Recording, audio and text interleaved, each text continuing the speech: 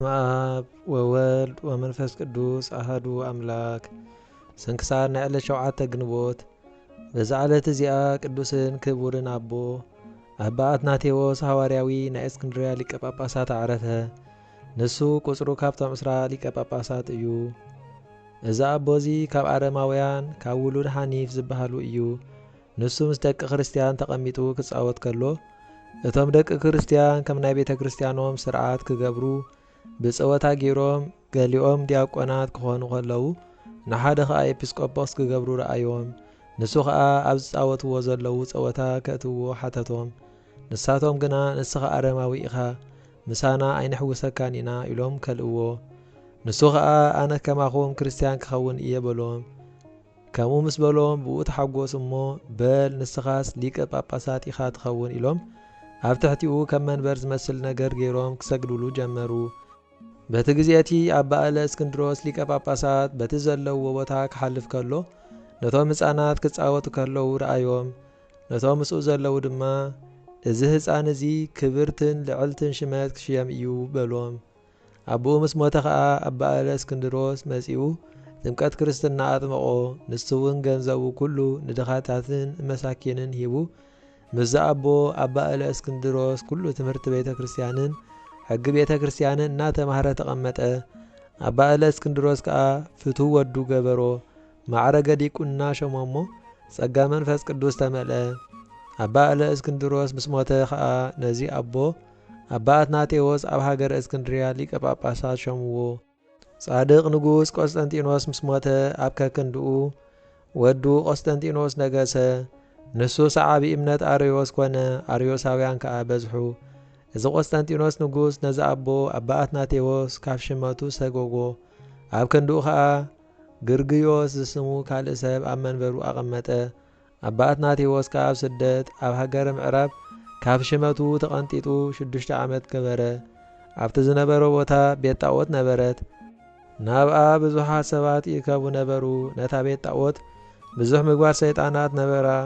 ንሱ ግና ንጐይታና ኢየሱስ ክርስቶስ ምስጋና ንዑ ይኹን ይልምኖ ነበረ። በቲ ልማንኡ ኸዓ ነታ ቤት ጣዖት ኣፍረሳ።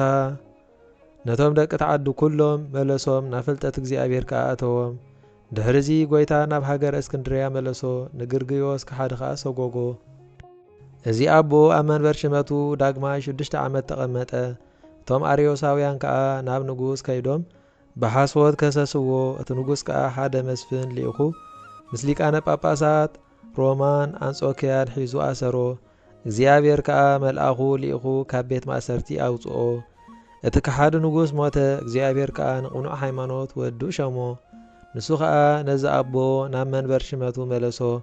22 ዓመታት ከዓ ብህድኣትን ብሰላምን ተቐመጠ። እቲ ዝነበረ ሕያዋይ ንጉስ ቅዱስ ቀውስጦስ ምስ ዓረፈ ድሕሪኡ ሉልያኖስ ከሓዲ ነገሰ። ነዚ ኣቦ ኣባ አትናቴዎስ ከዓ ደለዮ እሞ ንሱ ግና ካብኡ ሃዲሙ ናብ ላዕላይ ግብፂ ከይዱ ኣብ ሃገረ ኣክሚም ተቐመጠ። እግዚኣብሔር ንሉልያኖስ ከሓዲ ምስ ኣጥፍኦ ኸዓ ህዝቢ ነዚ ኣቦ ኣባ አትናቴዎስ ደለይዎ። ምሳኣንዎ ድማ ናብቲ ዓብዪ ኣቦ ኣባ አንጦንዮስ ከይዶም ሓተትዎ። ንሱ ኸዓ ኣብ ሃገረ ኣክሚም ከም ዘሎ ነገሮም። ናብ ሃገረ ኣክሚም ከይዶም ብዓብዪ ሓጐስ ኣምጽእዎ። ክሳዕ ዕለተ ዕረፍቱ ኸዓ ኣብ መንበር ሽመቱ ብሰላምን ብድሓንን ተቐመጠ። መዋዕል ሽመቱ 47 ዓመት ኮነ። ስለቲ ብዙሕ ስደትን ድኻምን መከራን ዝበጽሖ ሐዋርያዊ ተባህለ። ኣብ ግዜ ዕረፍቱ ከምዚ በለ። ኣብ ቅድሚ እግዚኣብሔር ሞጎስ እንተረኺበ ኣብ ቅድሚኡ ሰጊደ ነዚ ምኵራብ ሰንቢል ጣዖት ከፍርሶ ክልምኖ እየ። ድሕሪ ዕረፍቲ እዚ ኣቦ ድማ ንጉስ ልኡኻት ሰዲዱ ነቲ ምኵራብ ሰንቢል ቤት ጣዖት ኣፍረሶ። በረኸቱ ምሳና ይኹን ዘለዓለም ዓለም ኣሜን። ሰላም ለአትናቴዎስ ከመላእልየሁ ተነበዩ ደቂቀ ክርስቲያን ኩሉ እንዘይትዋነዩ ሊቀ ጳጳሳት ዘኮነ ወምእመነ ክርስቶስ ዲበንዋዩ ወተሰምየ ሐዋርያዊ በኩሉ አያዩ ከመሃሳሩ ብዙ ወፍድፉድ ስቃዩ ሰላም ለዮሐንስ ከመ አብርሃም በጽድቁ እምህልቆ ከዋክብት ዘበዙ እምሆፃ ባሕረ ደቂቁ እንዘይጽየጉ ምጽዋተ ለለይ ጽህቁ አይለቀ ልብሶ ወእያትረፈ ለስንቁ እስከ ነተረክበ ውስተ ግብእ ራቁ። ምስጋና ንአብን ወልድን መንፈስ ቅዱስን ሎምን ኩሉ ሰዓት ንዘለዓለም ዓለም ይኹን። ስንክሳር ንዕለት 7 ግንቦት ተፈጸመ።